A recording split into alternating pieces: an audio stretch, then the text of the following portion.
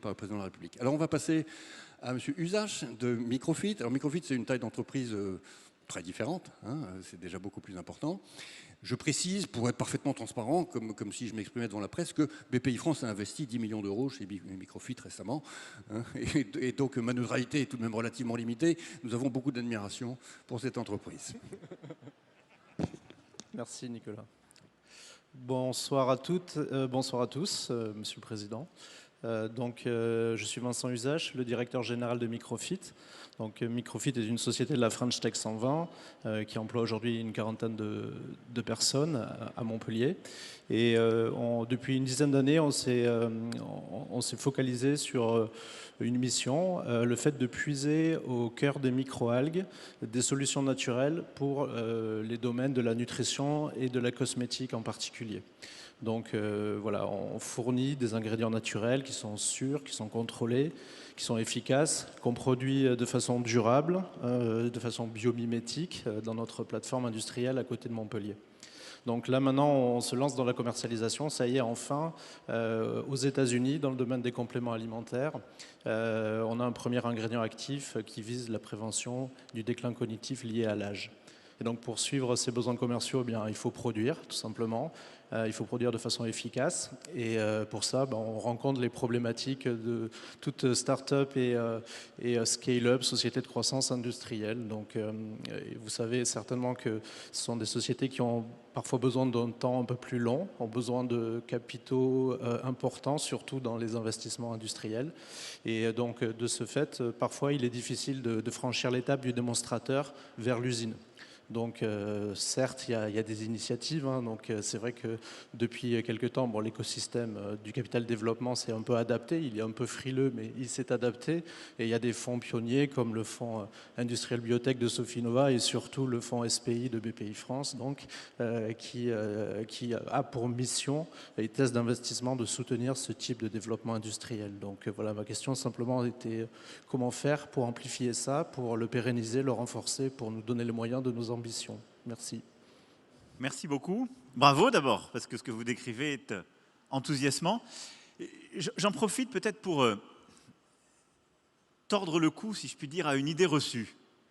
Parce que j'entends souvent opposer la Startup Nation et la France industrielle, et l'idée que la France de l'innovation ne serait qu'à Paris. L'exemple qui est donné par monsieur, c'est la démonstration du contraire. La réindustrialisation française passera aussi avec, et peut-être surtout dans certains domaines, par les startups. Et on est en train d'arriver à la génération des startups industrielles, ce qu'on appelle parfois le deep tech aussi. Voilà. Et donc ça, c'est très important parce qu'il est faux d'opposer l'un à l'autre. C'est faux. Et l'industrie d'ailleurs d'aujourd'hui et de demain n'est pas l'industrie d'hier. C'est une industrie qui est hyper performante, qui a amélioré ses conditions de travail, qui en effet a besoin de beaucoup de capital pour industrier, innover, mais qui a pris en compte aussi le bien-être de ses salariés. Donc c'est une industrie qui regarde devant. Et les startups, les boîtes qui innovent, ça n'est pas que Paris. Vous avez l'exemple de Montpellier, on était à l'instant à Manosque et on est à travers la France entière. Saint-Étienne pour monsieur. Bon. Mais vous venez de la France entière, il y a des startups aujourd'hui dans tous les écosystèmes. Ce sur quoi on va travailler, c'est maintenant cette convergence entre start-up et industrie autour du développement des start-up industrielles ou de ce qu'on appelle la deep tech. Alors vous avez raison de rendre hommage à des fonds type Sofinnova et quelques autres qui dans le marché français ont commencé à y aller. BPI y va aussi. Ce qu'on veut faire, et ça je ne veux pas déflorer totalement ce que je vais essayer de présenter la semaine prochaine avec France 2030, mais c'est de se dire si on veut construire la France de 2030, on doit reconquérir justement de la part industrielle, on doit réinnover dans et par l'industrie et donc décider de multiplier des financements de start-up industrielles. Pourquoi? Parce que quand un démonstrateur industriel est fait dans un pays, l'entreprise reste dans le pays. Si pour des raisons de financement, de facilité, une start-up fait son démonstrateur dans un autre pays, bien souvent elle va développer ensuite l'industrialisation de son projet ailleurs. Et c'est une perte d'opportunité pour la France.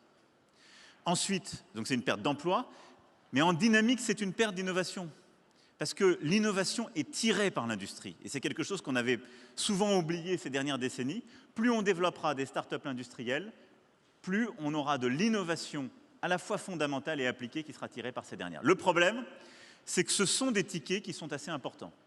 Un démonstrateur, ce sont plusieurs dizaines de millions d'euros, en tout cas pour passer à cette phase d'entrée dans le marché. Donc il faut développer des capacités de financement qui permettent d'avoir un effet d'entraînement.